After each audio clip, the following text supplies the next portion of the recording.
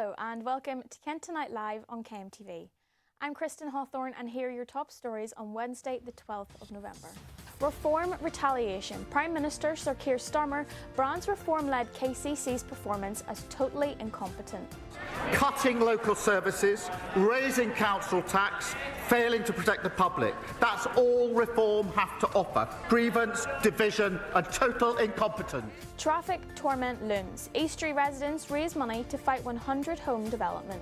It's going to be a nightmare, and we do not believe that that road can take any traffic, and we do not believe that the access and exit that's being proposed is safe. And is it time to deck the halls? Rochester residents let us know when they string up their decorations. I think it's too early to start decorating, but I don't think it's too early to start preparing for Christmas.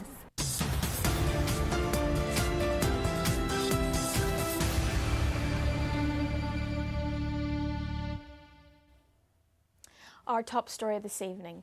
The Prime Minister, Sir Keir Starmer, has launched a scathing attack on Kent County Council today, saying it's failing to protect the public. The PM and Labour leader was speaking at Prime Minister's questions and called the reform-led council staggeringly incompetent and that he felt sorry for Kent residents. It comes as KCC released a statement to KMTV today advising that councillors won't be able to balance the books this year, saying the cost of adult social care is the cause. Finn McDermott's outside KCC headquarters for us in Maidstone to tell us more this evening. So Finn, Kent was brought up by the Prime Minister today for all of those reasons, is that right? Extension reform has sort of become the talk of the parliamentary town, with it kind of being the blueprint for reform around the country. And here at Sessions House, Reform have been working over the last 6 months to deliver their promises from the local election. And this includes things like you say, like transport, and especially cutting costs in their British version of DOGE, or the Department of Government Efficiency, something they've borrowed from Trump's administration over in America. Now, fast forward to the start of this month, where some of Reform's cabinet members were saying that the council might be down to bare bones, that they were saying that they might need more money. And it's as you say today, where we heard this morning that the council is looking to overspend their budget by 3%, its total revenue budget. Now, Councillor Lyndon Kemp-Karen, the council leader even, she refuted claims at that time that the party would be raising tax. But with this overspend, the questions are raising, well, where is this deficit going to be cleared? And you mentioned, obviously, that Keir Starmer raised this in Parliament and spoke about what he called the disruption to the people of Kent. We can hear a little more from the Prime Minister just now. My sympathy is with the people of Kent whose lives are being disrupted by the staggering incompetence of reform. Mr. Speaker, Kent County Council was supposed to be the blueprint for what reform would deliver across the country. Now we can see what that means.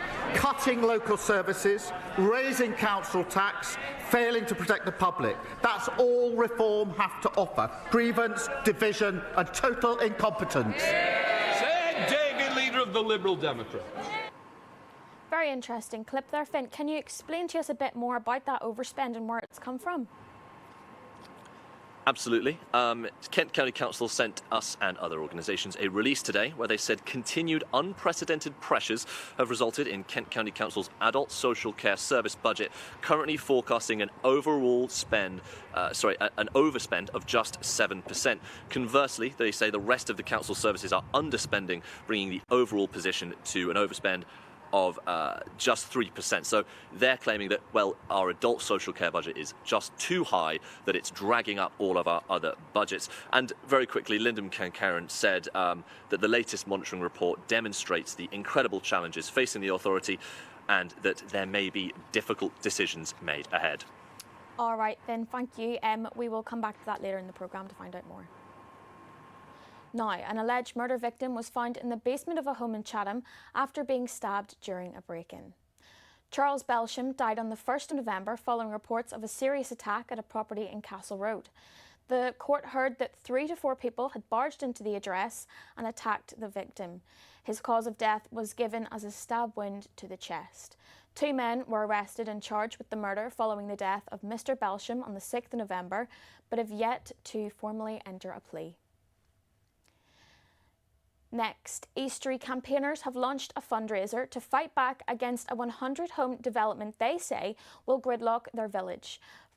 Dover District's Council, their local plan was already paved the way for the housing in the area, but residents want their own assessment of what new traffic will mean on their narrow Roman roads. Local Democracy reporter Ollie Leader went down to the village to find out more. Lower Street is already a busy Roman road, running right into the heart of the quintessentially Kentish village of Eastery. But more than that, it's become a battleground against a 100 new home development, which campaigners say will cause traffic chaos and increase the risk of accidents in an area with inadequate footpaths and poor visibility. The access to it is very poor.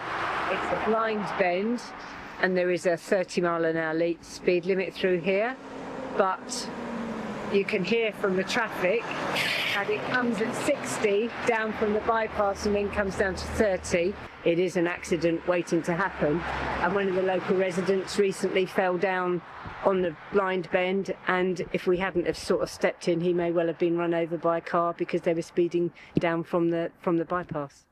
Dover District Council's local plan has already greenlit the area for housing, but the density of development in just one field has proven to be a barrier to local support, with 330 objections being lodged against the planning application so far. The Eastery Says No campaign is now trying to raise thousands for independent surveyors to assess their concerns. But we have to actually get independent assessments on things like traffic management, the suitability of ancient Roman roads to take all this increase in traffic that's going to come out of these developments. It's going to be a nightmare, and we do not believe that that road can take any traffic, and we do not believe that the access and exit that's being proposed is safe. The proposal has not yet gone to Planning Committee for approval, with Hume Planning Consultancy acting on behalf of the developers, stating that highway evidence supports the current planning application, and discussions are ongoing with Kent County Council as the local highway authority to resolve any outstanding concerns. But campaigners say that no matter what happens next, the fight is far from over. Ollie Leader in Eastery. 20-year-old man from Faversham has been sentenced to 4 years imprisonment at Canterbury Crown Court with possession and intent to supply. Ellis Priest had first caught the attention of the police in 2023 when CCTV operators spotted him acting suspiciously and alerted the police, who found 84 wraps of cocaine and 2 bags of cannabis in his bag. In June, officers received a warrant to search Priest's home and located a large machete next to his bed, as well as cannabis, cocaine, drug paraphernalia and another machete inside a child's playroom. He was arrested and later charged on November 5th. Next, plans for a 15-megawatt solar farm have been recommended for refusal. Earlier this year, BSR Energy Ltd asked Maidstone Borough Council for permission to build a solar farm on Harp Farm in Boxley. This proposed development would produce enough clean, renewable energy to power approximately 6,500 homes per year. In a meeting tomorrow, a final decision will be made. However, planning officers are recommending councillors vote down the application. They argue it would cause significant harm to the character and appearance of the area as it sits within the Kent Downs national landscape. Plans have been revealed for the 291 homes on the Hythe Golf Club. This comes after a previous proposal for 150 holiday chalets were dropped in February last year. GSE Group, the owner of Hythe Golf Club and neighbouring Hythe Imperial Hotel, has said that 25% of homes will be classed as affordable. Etley Reynolds joins me now with more. So, Etley, what's the plan? So, Hythe Golf Club would become just a 9-hole pay-to-play par 3 academy golf course with an adventure golf attraction that will be themed around the Napoleonic Wars. On top of this, the 291 homes that are proposed to be built will include a mix of 3-bedroom houses and flats that have 1 or 2. We can see on screen some of the proposed ideas there for this new plan. The Hive Imperial Hotel will also see a multi-million-pound investment, taking them to 116 rooms. And this includes a 20-metre indoor swimming pool that is set to be a privately funded alternative to nearby Hythe swimming pool, which will be open to both guests of the hotel and members of the public. And what have GSE said? So the company has actually yet to submit a formal planning application for the scheme. So all of this, as I've said, is just proposals at the moment. But their chairman, has said that the investment has been designed to strengthen the local economy, community and enhance the environment. He also said that GSE have listened to the concerns of residents and radically redesigned the scheme to better align with the community's needs. And they say that these new houses that they built, 73 of which will be considered affordable housing, is going to help with the much needing housing in the area. Fabulous. Well, we will speak with you more later about a different story, but we'll see you then. Now, we're heading to a break now, but don't go anywhere as we'll be back in just a few minutes with more, and we'll be speaking with Dr. Ranj about infant vaccinations protecting from winter respiratory viruses. See you then.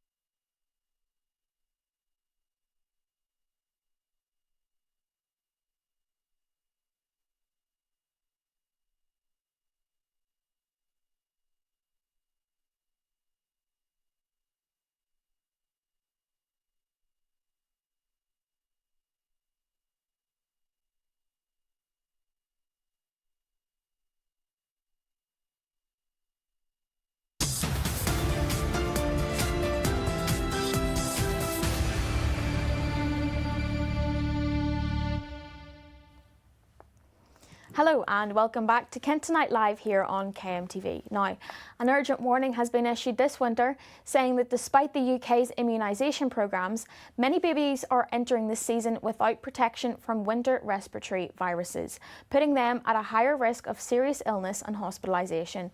Medical expert and practising NHS paediatric doctor, Dr Ranj, told us more.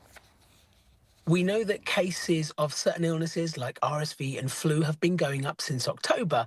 The numbers we are seeing are actually higher than we have seen in previous years. And that's why it's really imperative that we protect the most vulnerable, especially as much as we can. For instance, premature babies, we know, are one of the groups that are greater at risk.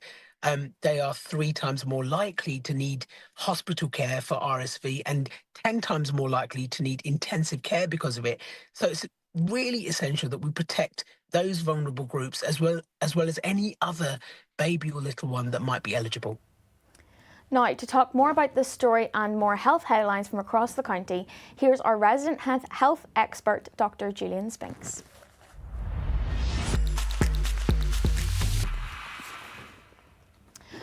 Okay, thank you so much for joining us. Let's first return to the topic of winter respiratory viruses, as I'm sure many parents are worried about it. Why are so many children entering the season without protection from the viruses? Well, we're very much into the wheezing season, the winter months when we get these problems. And interestingly, as Dr Ranj said, this year we've got a bigger problem than normal, and so it's more pertinent to actually getting the protection we need to do. The problem we have with respiratory syncytial virus, RSV, is that we don't vaccinate the children, the babies. Actually, it's the pregnant mums we need to get to have the vaccination.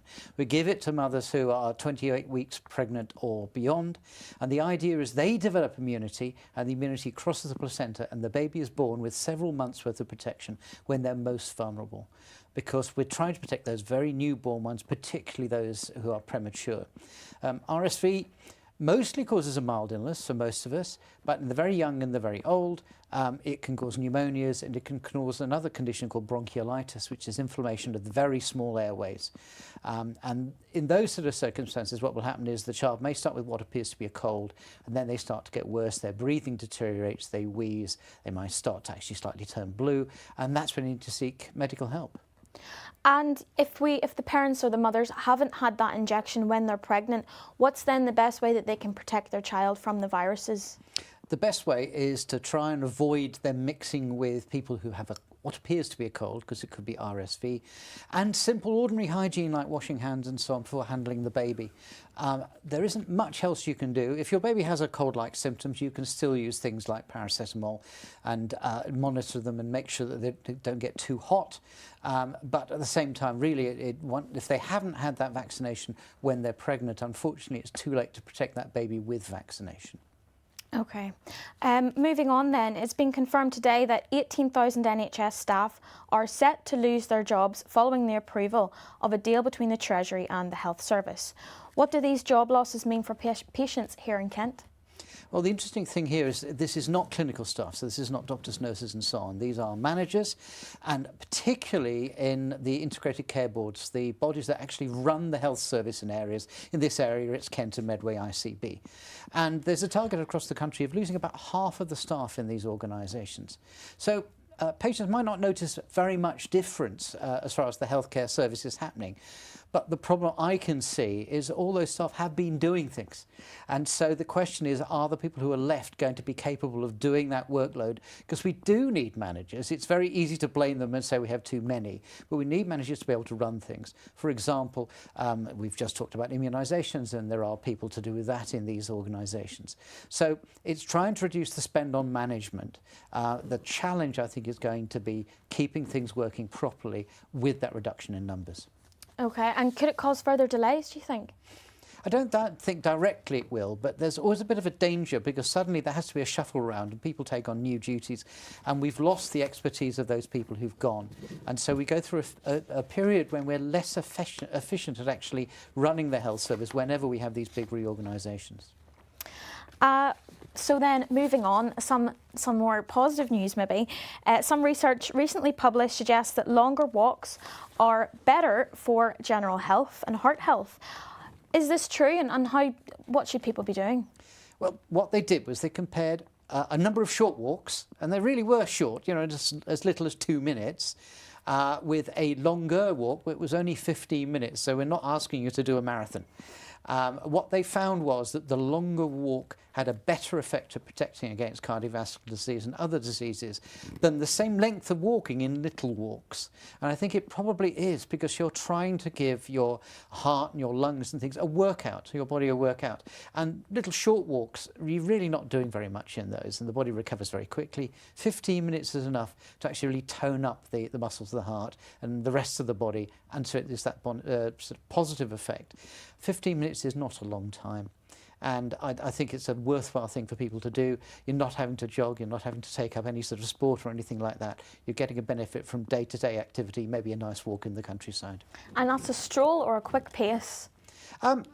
It doesn't have to be super fast, but if you can get something that gets your heart going a bit faster, that's better. But you can't give a pace because obviously the thing is that depending on your condition already, you may not be able to go as fast as somebody who's fit. And many of our viewers may struggle to be more active or go on long walks. Do you have any advice for how to get out of the house and be more active? I think look for the sort of walks you'd like to do. You know, there are places that will offer things like guided walks with nature in and everything else. Being in the countryside is obviously nicer sometimes than walking around town. But actually, the best exercise is the exercise you carry on doing, not the one you do once and then go, yeah, I don't want to do that again. So finding something you enjoy, I think, is so important when it comes to getting fit. Yeah, so that could be, I mean, if you're walking to work, you go for a stroll after work, it could be quite beneficial, especially if you do it every day, yeah? Yes, that's it. It's building in physical activity, not exercise, just activity into your day-to-day life will make a difference to your general health. All right, thank you so much, Julian Spinks. We will speak to you soon, I'm sure. Thank you. Thank you.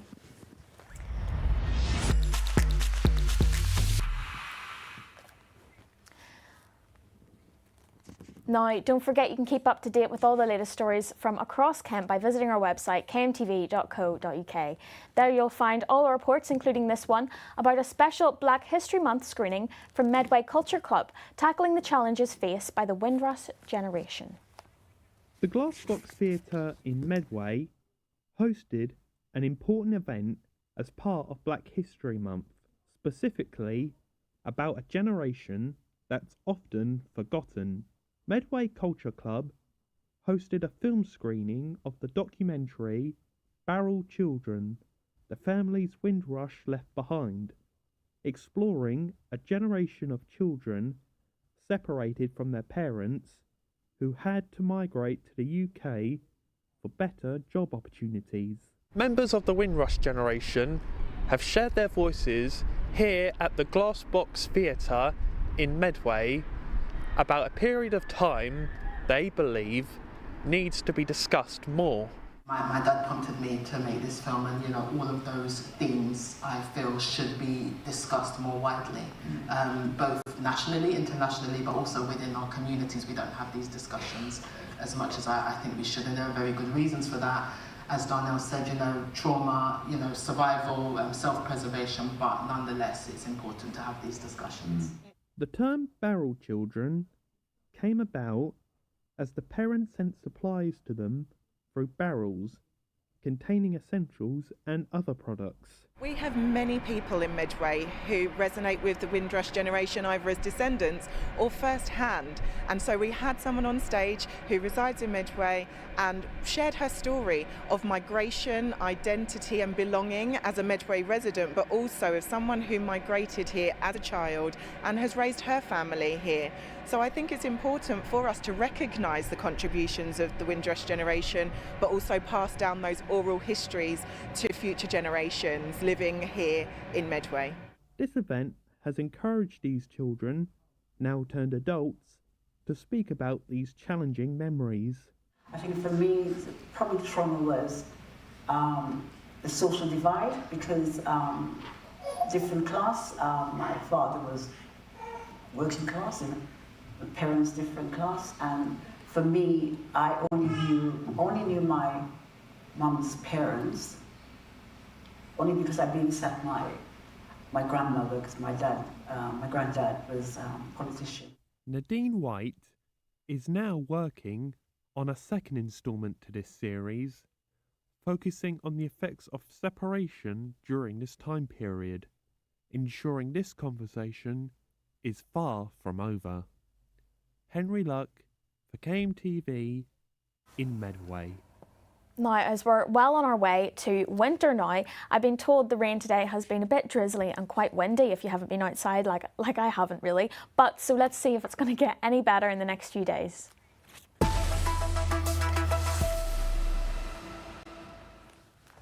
Okay, looks like tonight we can expect to see cloudy skies across the county with temperatures of 13 to 14 degrees across the board. Tomorrow morning, temperatures can be expected to remain around the same, 14 to 15, with slightly less cloudy in the southern Kent. By the afternoon, Dartford will remain cloudy, Dover will have some light showers, while temperatures will range from the highs of 16 to lows of 14. Friday, we've got 14 degrees, looks like a yellow weather warning for rain. Saturday, much of the same, but goes down to 12 degrees, less rain, and then Sunday, cloudy skies, 11 degrees. Well, so it's still going to stay cloudy and rainy, but if you like that weather, then it'll be brilliant. But it's time for a quick break coming up. But don't go anywhere, as we will have a recap from Finn McDermott about the Prime Minister Sir Keir Starmer's scathing comments on reform-led Kent County Council. And we'll be hearing more about MP Jim Dixon, who took to Prime Minister's questions today in celebration of Movember. All of that and more to come in a few minutes. See you then.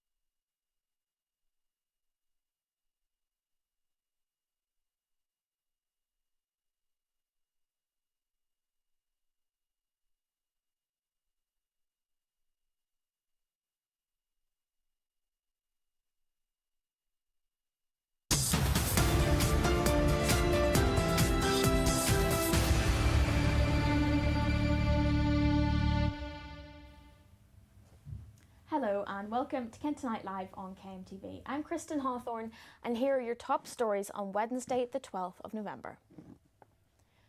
Reform retaliation. PM Sir Keir Starmer brands reform-led KCC's performance as totally incompetent. Traffic torment looms. Eastleigh residents raise money to fight 100 home development. And is it time to deck the halls? Rochester residents let us know when they string up their decorations. But our top story this evening, the Prime Minister Sir Keir Starmer has launched a scathing attack on Kent County Council today, saying it's failing to protect the public. The PM and Labour leader was speaking at Prime Minister's questions and called the reform-led council staggeringly incompetent and that he felt sorry for Kent residents. It comes as KCC released a statement to KMTV today advising that councillors won't be able to balance the books this year, saying the cost of adult social care is the cause. Vin McDermott's outside KCC headquarters for us in Maidstone to tell us more this evening. So Finn, Kent was brought up by the Prime Minister for all of those reasons today, is that right? Yes, that's correct, Kristen. Kent and, by extension, reform are becoming sort of the parliamentary talk of the town, really, and I'm here outside Sessions House, where for the past 6 months, reform have been trying to live up to these local election promises, and one of those includes cutting costs, and we know about their Doge-style cost-cutting measures, I should say, that they inherited or brought on similarly to the Trump administration. But fast forward to the start of this month, where Reform's cabinet members started talking about some money issues, that they were a little bit bare bones. And then, as you say, we've received word today that they are, in fact, overspending by 3% of their total revenue budget. We'll get more into that budget in a second. But first, as you mentioned, let's hear what Keir Starmer had to say back in the House of Commons today. My sympathy is with the people of Kent whose lives are being disrupted by the staggering incompetence of reform. Mr. Speaker, Kent County Council was supposed to be the blueprint for what reform would deliver across the country. Now we can see what that means. Cutting local services, raising council tax, failing to protect the public. That's all reform have to offer. Grievance, division and total incompetence. Of the Liberal Democrats.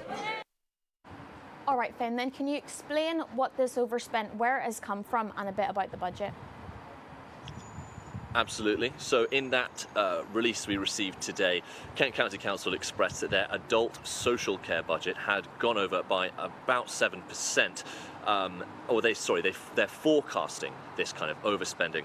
And on the other hand, they claim that most of the other services are underspending, bringing the overall position to an overspend of just 3% of the total revenue budget. So they're claiming that this social care budget is going to be overspent by so much that it's going to sort of drag everything else down. The council leader, Lyndon Kemp-Kerran, has come out today and said the latest monitoring report illustrates the incredible challenges facing the authority, particularly in relation to adult social care. When we were elected in May, it became apparent how challenged this budget was.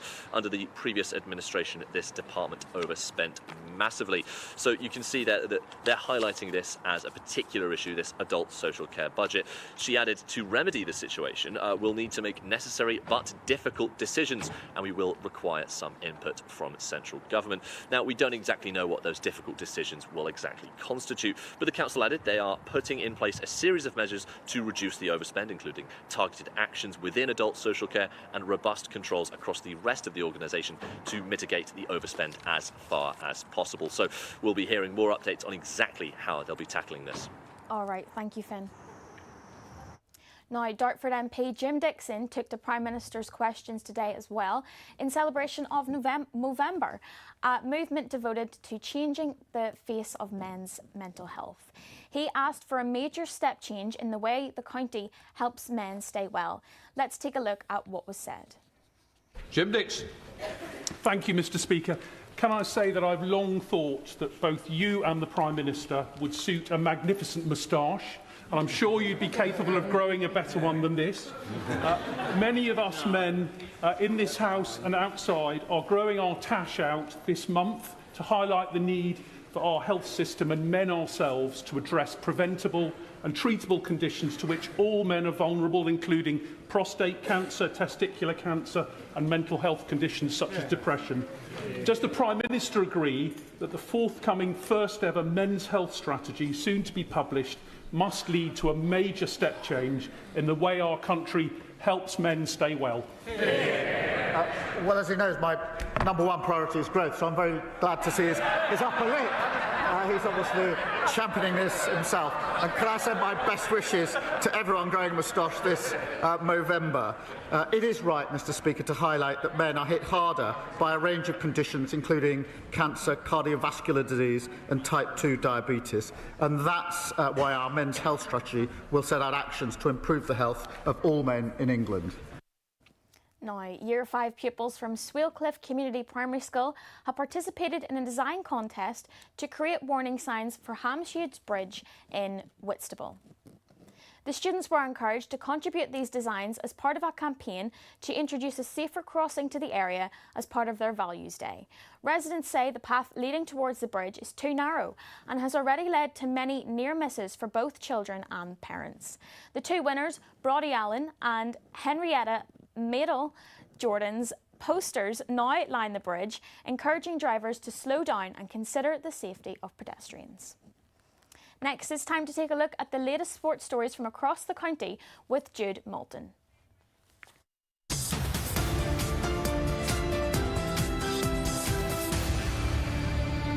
Last night, the Gills had an unfortunate exit to Wycombe Wanderers in a devastating 3-0 loss. Wycombe had complete control of the game with 68% possession and 18 shots on the Gillingham goal.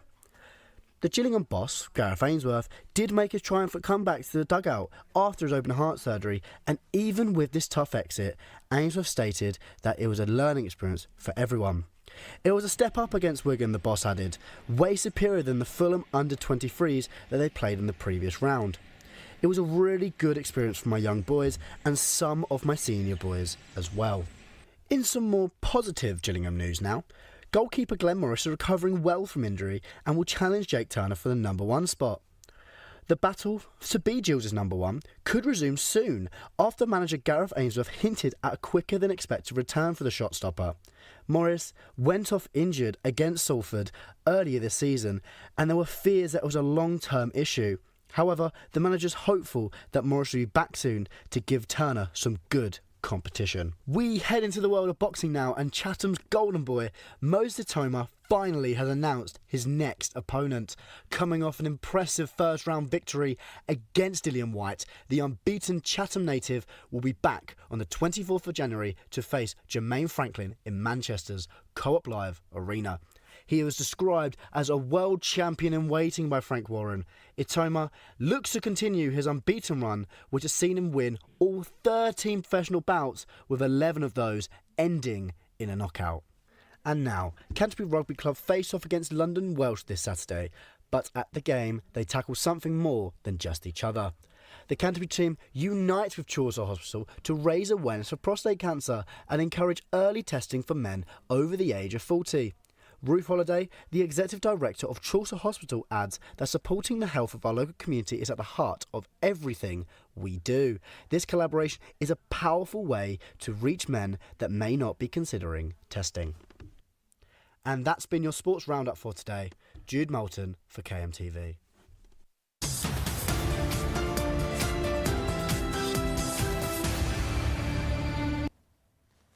The Saturday singer Frankie Bridge came to Folkestone for a weekend getaway. The former I'm a Celebrity star was with colleagues working on her new community-based fashion platform, Faves, before joining friends at the Rock Salt restaurant. Mindset coach Izzy Utterson said it was a perfect couple of days away, and Frankie Bridge responded with, "We're lucky, lucky girls." This isn't the first time that the Loose Women panellist has come to Kent though, as she previously attended a hen do at the Zetland Arms in Deal. She must quite like Kent. And yesterday, News Nuggets returned for another episode on KMTV After Kent Tonight, covering important topics all across Kent for primary school children. News Nuggets tackles stories about local politics and democracy, allows our younger generation to explore the importance of our local area. From elections to food waste to who runs our sports clubs, each episode takes a deep dive into anything and everything about how our county runs. Here's a sneak peek into the series. Hello, I'm Abby and welcome to News Nuggets. Do you think you're doing a good job? What's the difference between a pharmacist and a doctor? I think it's really nice having the dogs around. They make everyone feel so happy. This week we'll be learning about sport and exercise. Hello News Nuggets, it's Joe Wicks, the body coach here. Thank you so much for coming down to report on my visit. We got the chance to find the best seats in the whole stadium. For me, sport's really important as a young person because we can't just report on one side of the story. Tax is something grown-ups pay, so we get public services. The votes are in. I would always say to keep your phone away unless you actually need it when you're walking to and from school. All right, we've got our box for our food parcel. Brad, go on and grab those rolls, put those in the box. This is so cool! This is our sensory story stack area. We're in a plane right now. Oh, so those taxis are picking up other students. I do have a school closest to me. I was struggling with everything, but I was overwhelmed. We're looking for litter because we don't want it to hurt all the animals that are here. So does Kent have a lot of history underneath? Absolutely.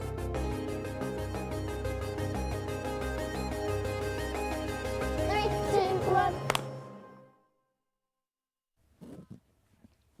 Looks like a brilliant watch that, and I know a lot of hard work has gone into it, so it's fabulous to watch, and I do recommend following up on that on our website. But time for a quick break now, but there's plenty more news made just for you in just a few minutes, so join us then. Bye-bye.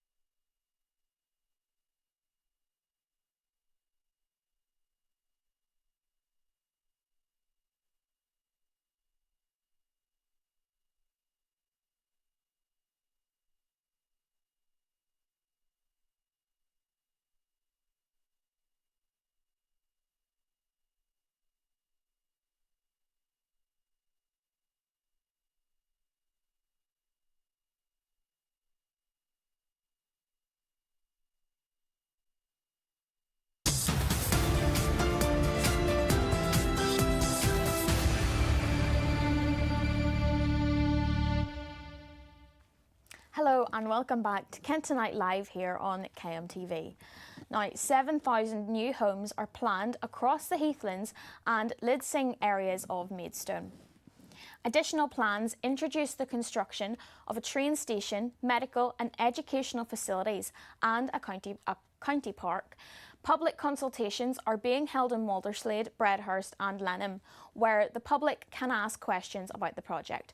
However, the Save Our Heathlands group argue that the council failed to consider a petition opposing the plans presented by group leader Kate Hammond. But the council say it heard the petition before making its decision. The consultation will close at midnight on Monday the 15th of December. Now, we spoke to our councillor, Stuart Jeffrey, the leader of Maidstone Borough Council. We've been working for the last almost a year now to develop the plans that start to shape what the developments will look like. As many people will know, my administration were not keen on these developments being there. We've tried to get out of them, and we haven't been able to. So now we're trying to make sure that they are delivered in the best possible way, that there's enough green space for people, and so on. And therefore, we've pulled together a good starter set of documents that we really need the public's views on and suggestions on. The developments are going to go ahead. We can't stop them. So we really need those positive suggestions that say, actually, if you move this bit over here, it will be better, because it's that kind of thing that we really need. Now it's time to take a look at the latest business news with today's Business Roundup.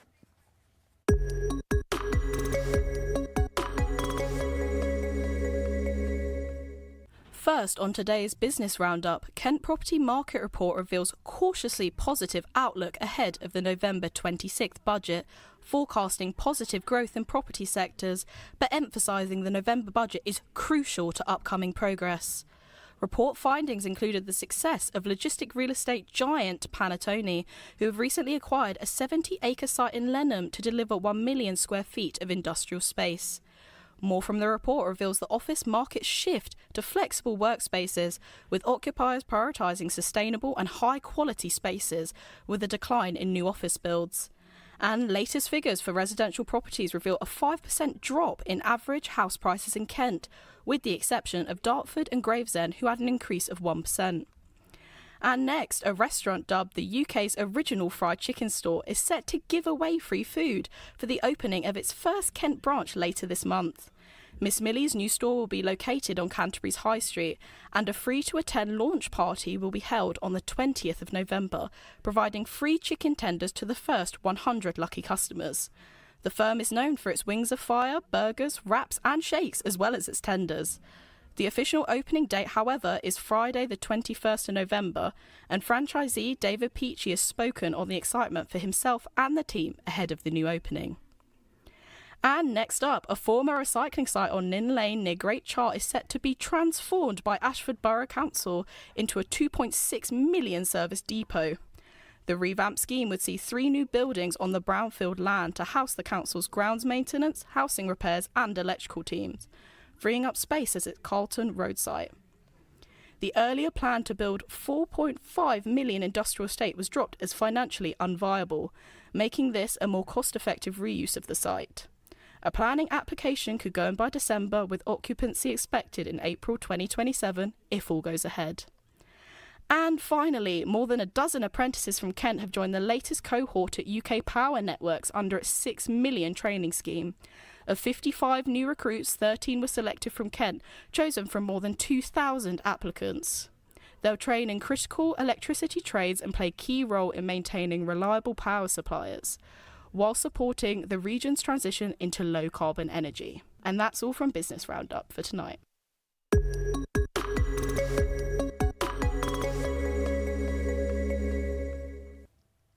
Well, don't forget you can keep up to date with all the latest stories across Kent by visiting our website, kmtv.co.uk. There you'll find all the reports, including this one, surrounding the new study that revealed Ramsgate is the most deprived area in all of Kent. I would prefer it if we were saying which is the best town, which is the most interesting town. More than 70 neighbourhoods across Kent now fall into England's top 10% most deprived. That's according to the Index of Multiple Statistics released last week by the government. I'm here in Ramsgate, which is the most deprived area in the whole county. From hosting a bustling tourism industry in the summer, an impressive royal harbour and the largest Wetherspoons in England, Ramsgate clearly has a lot to offer. Over the last 6 years, several neighbourhoods here have shot up in national deprivation rankings. We have very particular challenges in Thanet, partly because we're surrounded on three sides by sea. That makes some of the things that you would normally do for economic regeneration somewhat challenging. It also means that it's harder to encourage people to come and stay for work, because the travel to work area is more limited. And even though we've got the high-speed rail into London, that's expensive, and we don't therefore have the kind of connectivity, and particular local connectivity, that really helps people get the kind of jobs and opportunities that they need. On Ramsgate High Street, it's hard to ignore how quiet it is. 1 in 4 shops are empty lots, but people here tell us it's a far cry from how they remember it. All the shops seem to have moved out of the town. So to go shopping, there's very little choice here. This is nothing like the high street that I remember, as a boy. Like many other high streets, it's declined. You can see people coming in here trying to run businesses, they just can't afford it. They can't afford to heat the spaces. And I wish they got more breaks. I wish it was easier for people to use these stores. Councillor John Davis is the shadow leader of Thanet District Council and represents Pegwell Ward in Ramsgate. We need an opportunity for our youngsters who get some of the best educations in the country, let's remember, in this area. They have no choice but to join an exodus, to go elsewhere, and then hopefully one day to come back. I think what we need to do in order to protect and revive our community, and that's across this island as well as Ramsgate, is start to develop some pride in the place, but B, some policies that actually support regeneration and the creation of meaningful jobs. While the stats may feel less positive, it is clear here people are proud of their area and are hopeful for change. Chloe Brewster for KMTV in Ramsgate. Now, in case you missed it, let's take a look at the weather for the coming days.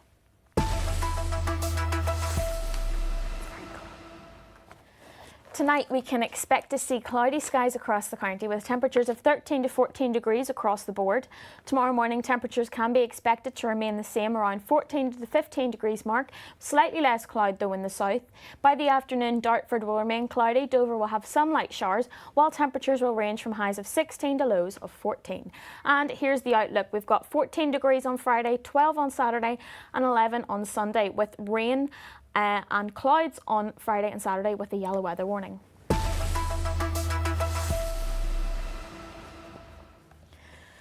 Now, what is your favourite Christmas film? Home Alone, The Grinch, or The Muppets? Even maybe, The Muppets Christmas Carol, of course, that's another one. Well, Folkestone Harbour Arm is showing these and many other festive classics at its outdoor cinema throughout November and December. The films will start at 12 p.m. each day and will be shown within a festive marketplace complete with live music, street food, stalls and Christmas decorations. The Harbour Grotto will also allow children to see Santa Claus from Friday the 5th of December. Very exciting to see Santa Claus. Now, is it too soon to be thinking about Christmas movies though? With Bonfire Night not too far behind us, Christmas is fast approaching. With the shelves stocking up with advent calendars, tinsel and Christmas lights being turned on throughout Kent, we asked people in Rochester if it's too early to decorate for the festive season. Shops and things like that should be decorating now, which is what we're doing. But homes, no, it's a bit, because you get bored of it by the time you get to Christmas. Yes. Yes? It should be 12 days before. Why is that? Because that's a tradition. It's never early, too early to decorate Christmas. And at my home, I actually live in China. I'm from China, and my parents already decorated a really beautiful Christmas tree. I think it's too early to start decorating, but I don't think it's too early to start preparing for Christmas. I'm probably going to sound a complete hypocrite because I'm surrounded by Christmas, but I think I've driven past houses with trees up with decorations, and if it was me personally, I think I'd be like, I wouldn't enjoy it as much. Etley Reynolds joins us now to talk about the historical side of Christmas decorations. Now, you do study history as your degree, so I'm expecting big things. Tell us about it then. So, To kind of put it quite briefly, Okay. the history of Christmas decorations is quite long, so it's very hard to pinpoint an official origin of Christmas decorations and why we put Christmas decorations up. If we do look at the Middle Ages, houses would be decorated with a lot of greenery for the Christmas season, but most specifically, they would put their Christmas decorations up on Christmas Eve. The Feast of Christmas started around 4 p.m. on Christmas Eve, and they continued all the way until the 6th of January. Also around this time we see a rise in festive greenery, things such as holly and ivy, as churches often record these types of plants and greenery being bought around this time. And if we cut forward to the Victorian period, holly wreaths, often people put them on their front doors nowadays, but the origin of putting them on the fireplace and mantelpiece can be traced back to the Victorian period. Oh. So, yeah. Very exciting. And what is the reason behind the 12 Days of Christmas? So we all know the 12 Days of Christmas from the very famous Christmas song, but the 12 Days of Christmas actually represents the days after, part of the Roman Catholic religion in medieval and Tudor times. So they would celebrate, do feasts and things along those similar lines on Christmas Day, and all of this remained until early January. So the 12 Days of Christmas is from when until when? So it starts on the 25th and ends on the 5th of January. Okay, I feel like that's something that kind of confuses people every now and then, but that's brilliant. That's good to know. Thanks a lot. All right, well, that's it then. You've been watching Kent Tonight.